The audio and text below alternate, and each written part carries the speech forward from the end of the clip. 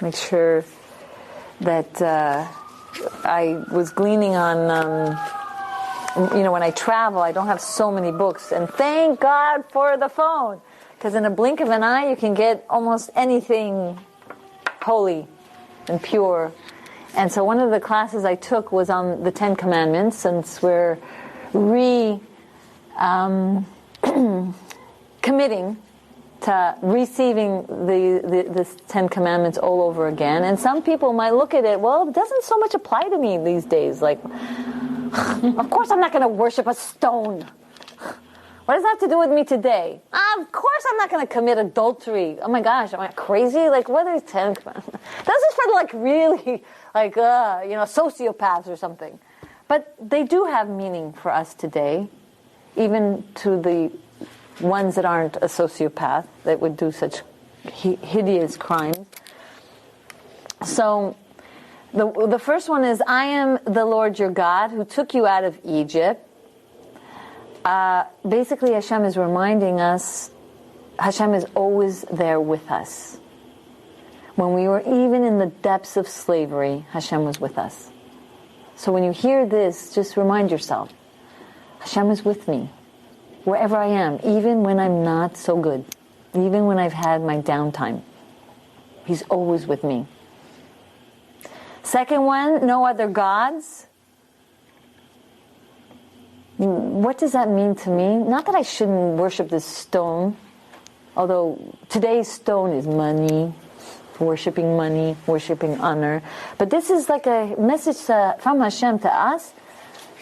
There's no other God. I'm controlling everything. Don't think some Satan come and did this to you. When a king, oh my gosh, wipes the filth from his son, it's coming from love. When you're going through this and it looks like, someone's attacking you, no, it's your father and he's a king. Can you imagine he's a king and he's cleaning you? He cares about you. He wants to keep you beautiful. So the things that we go through actually get you to that understanding that there's no other God. It's Him. And He's doing it with love, and it's for a good reason.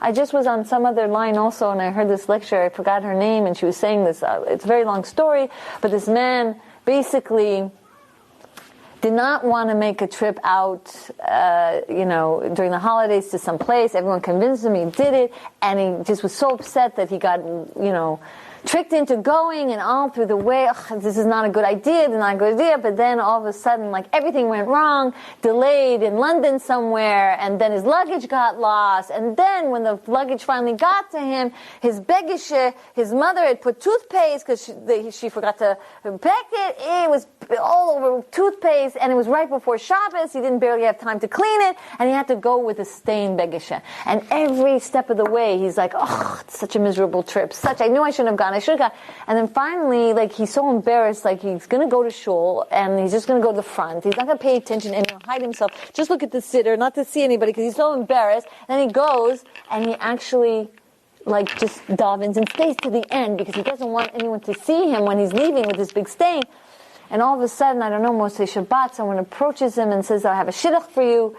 And it's working out, and it actually ends up, he gets married. And later he finds out, this is a true story, that the reason why he was chosen was because the man went into shul, didn't pay attention, didn't have distractions, he completely davened, and looked at his sitter because he was so embarrassed, and then he left the last one. What a holy person! This is the shidduch for my beloved daughter. So everything was designed, even the toothpaste in his begishe, to make him feel so miserable and humble and not haughty, that he got chosen to be finally married to and it was all for the good. So know that Hashem controls everything, even when there's toothpaste in your pocket. And it looks like, now? Erev Shabbos? Oh, how could you? Whatever. No! Hashem is with us, doing everything for our good. Number 3, do not take the name of your God in vain. That is a hint to us, as intimate and as personal, that we have a relationship with Hashem. Hashem is the creator. We need to respect Him. We need to honor Him. And, not to be so casual that, oh, my buddy, oh, he won't mind. Oh, it's okay, I'll just not do this. No, like there needs to be like this reverence. Number 4, remember Shabbat. We work 6 days a week, and finally, the whole week we're busy with the material. Do this, do that, not do this, and not do that. And Hashem's reminding us, in relationships, you need to put some effort and maintain the relationship. So Shabbat is the time so that we can, regroup and pay attention to each other a little bit more. Husband's working till late hours, wife is whatever, diaper changing, shopping, and cleaning. Now it's time, we dedicate the time to each other. Keep Shabbat. Remember me. I need the maintenance with you. 5, honor your father and your mother. Last couple times we had mentioned something about how easy it is to honor your mother, but not so much your father, because she's the nicer one. She's not the strict one usually. She's the one who's there for you more. So honor your father. That's why it's first, because it's not so easy to go against our nature and rise above and do something even that's not easy for us. But today we're going to focus on, look, everything is from Hashem, and we honor Hashem, but just like if you were at some place and the hostess has all the wine and spreading out all the food, but you do thank the waiter who brings it to you. So Hashem is your creator, He gives you everything. But our parents and the people around us, we also need to acknowledge and thank and honor, because they're the vehicle by which the goodness is coming from Hashem. So number 6, even though these 6 are, again, seemingly hidden, really crass, terrible, egregious types of behaviors that we would think, oh, what is this 5 for me? But there is subtle undertones that can really apply to us daily. So it says here, do not murder. And that really is a message. Do not deem another person totally insignificant. It really is like murdering them. It really hurts. Woohoo! As much as a person may have self-esteem and feel good about themselves, a moment a person ignores the other or treats them like they're nothing, it hurts. And it's murder. It could shame them, whiten their face with shock. And if God thinks that they were important to create, then so should we see that they're important and see the good. Because if they're alive, and God showed, souls wait 800 years to be chosen to come down. So Dayenu, that's enough. That's a reason enough to honor them, treasure them, because they're godly. They might be having the clothing of an Esav. They might be outwardly not showing that godliness, but they're holy. 7, do not commit adultery.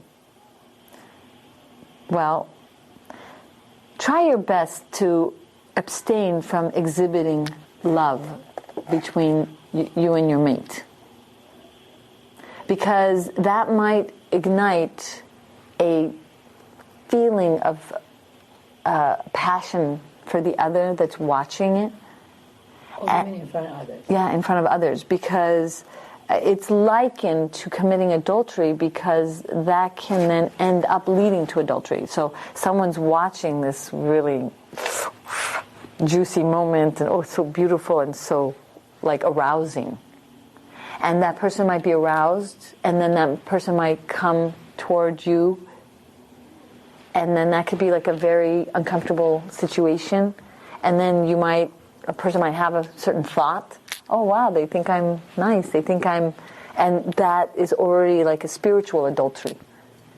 And then, God forbid, it could lead to actual adultery. So don't do what? So do not exhibit love Oh, no problem. in front of others to your spouse.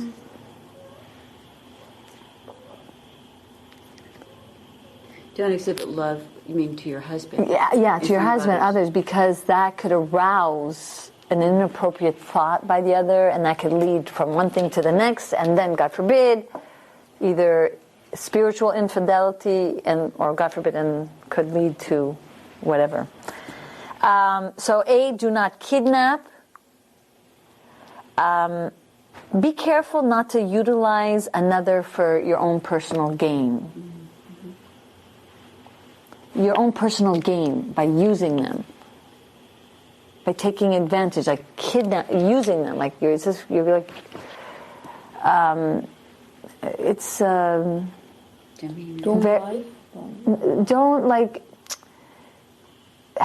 The most common thing that typically happens is in marriage, I need you to make me feel good about myself. So it's like you're using them. You're not making me feel good about myself, so like you're not doing your job. So it's like you're using them to make you feel good about you. And that's a kidnapping.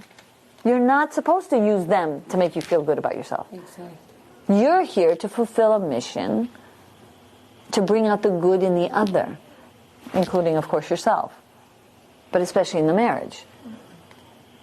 But if we become dependent and needy, like I need you, so you make me feel good, that's like kidnapping them. It's not holy. It's not what you're here for.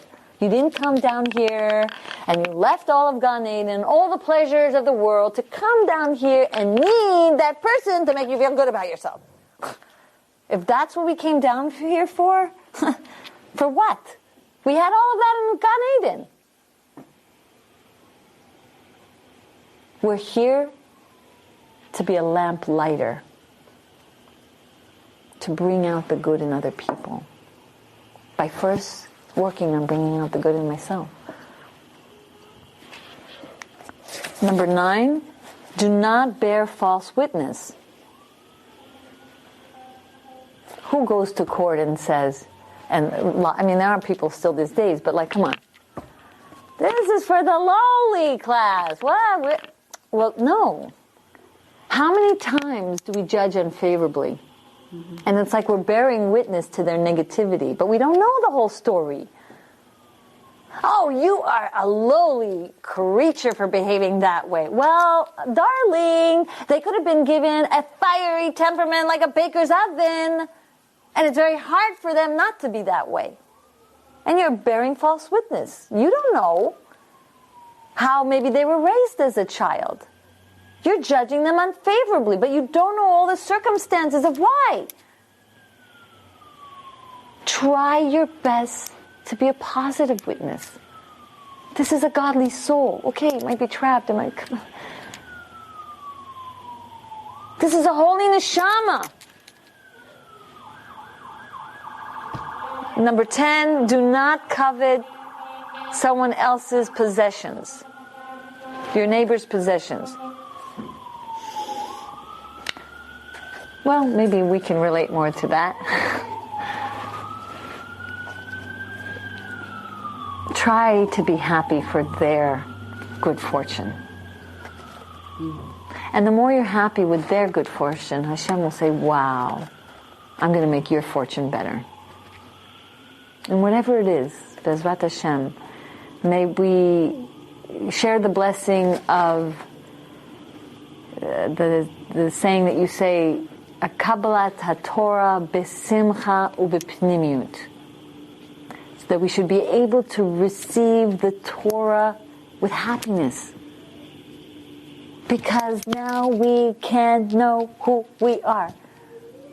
We can accept who we are because of Hashem's knowledge and making us privy to this information.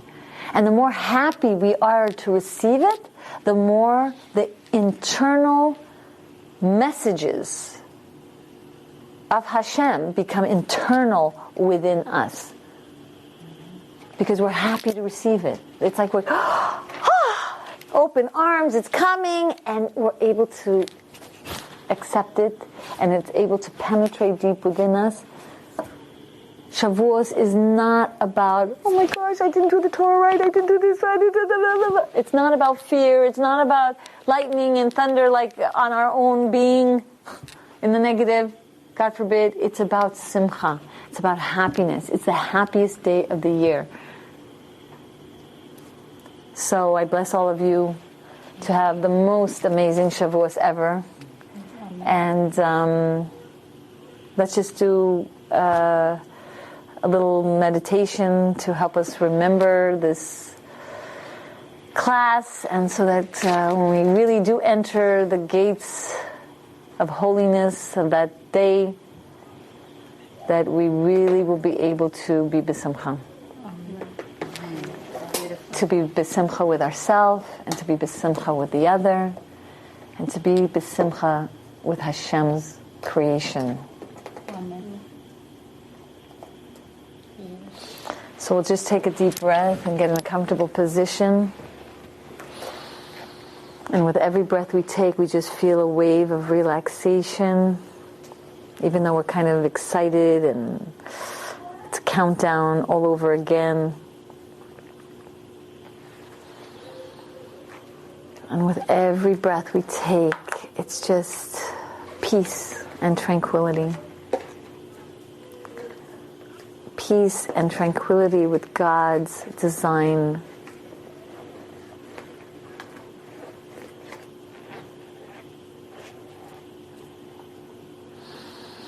And every time we breathe out, our own foreign, very interesting ideologies are just leaving us now that we have this wisdom, this information, this godly knowledge. It'll help us literally purge ourselves from the toxicity of the Yetzer Hara. And every breath you take, it's like you're beginning to declutter your mind. Removing the unnecessary and bringing in and keeping what's needed. You just see yourself feeling more and more calm, more and more centered.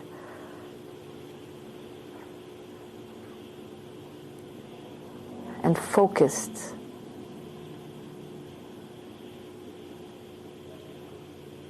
About what you need to do for yourself right now in preparation for Shavuos.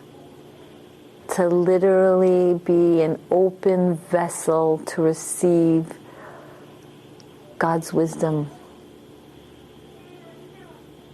So you see yourself beginning to walk along the desert, and you see the mountain, and the mountain is a humble mountain, but it is a mountain. And feel that mountain-like energy within you as you take every step. Have a very holy perspective on who you are, why you are, and just let go. That you are, by God's design, you. And you are so perfect as you are now.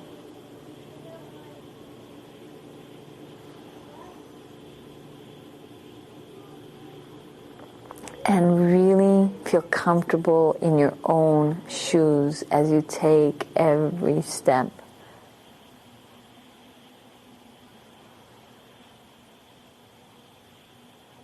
You are connected to the ultimate, and that makes you the ultimate. You are connected to the endless light of Hashem, and it's streaming in through you. So as every step you take, you see more and more light because your thoughts are more positive and you're connecting to the positivity. And you feel energized and you feel ready and you feel happy.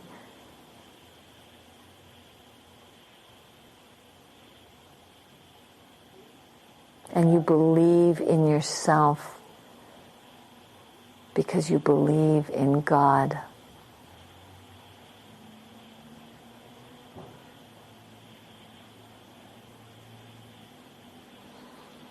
And as every step you take and you become more excited and more happy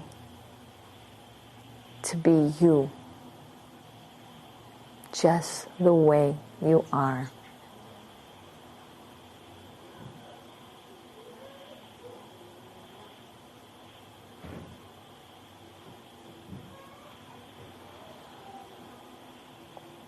And then you're by the mountain. And you see all the Jewish people around you. And you're literally more capable of loving all of God's creation. And huddled around you is your own family tribe. All the souls right around you. That you can more easily now love, accept as a perfectly imperfect, godly emanation, an agent of Hashem. And you feel free. You literally feel free to accept, to love, and even appreciate more and more that person, even as seemingly the dominant energies manifest before your eyes. But you're capable of guarding yourself from seeing the negative, and you just literally are capable of focusing on the godly light of their being. You're able to search deep within them and honor and respect and love and be giving to all those around you in this vision.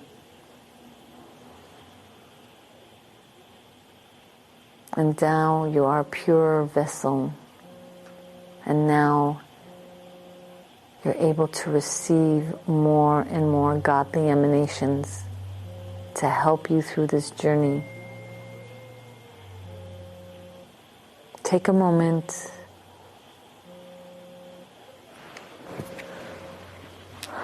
and envision this beautiful, most precious moment.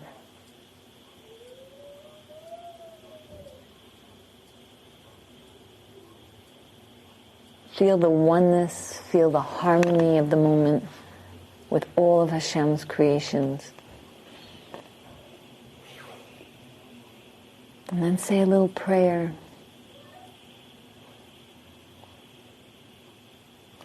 Hashem, Hashem, please help me.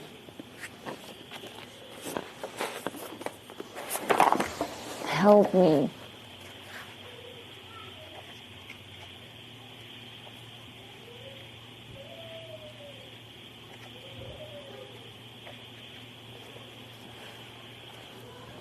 Help me believe in myself.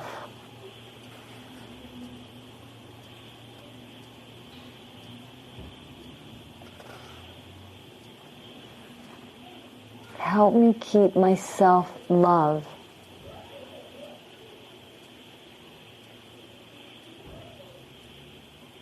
Help me not be needy of getting it elsewhere. Help me be able to be self-sustained, self-nourishing, self-accepting.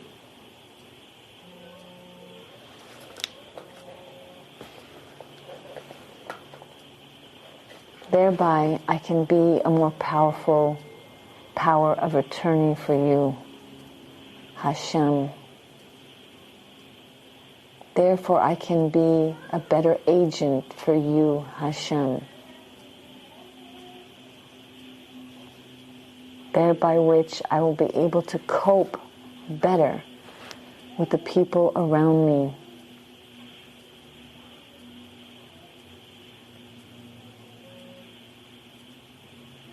B'ezrat Hashem, we know one day at a time, but it's happening, and Hashem's listening, and He's helping every step of the way. And all over again, He's going to nourish us this holy day of Shavuos with all this knowledge to help us on our journey. So when you're ready, just feel your body being strengthened by this knowledge. Your mind is decluttered. Your heart is at peace and is calm because you know the truth. And remember, keep shining by smiling through it all. And thank you for tuning in, and I look forward to sharing more with you. It's amazing. Thank you, Torah Anytime, for giving me this opportunity to share. Have a beautiful rest of the week. You've just experienced another Torah class brought to you by TorahAnytime.com.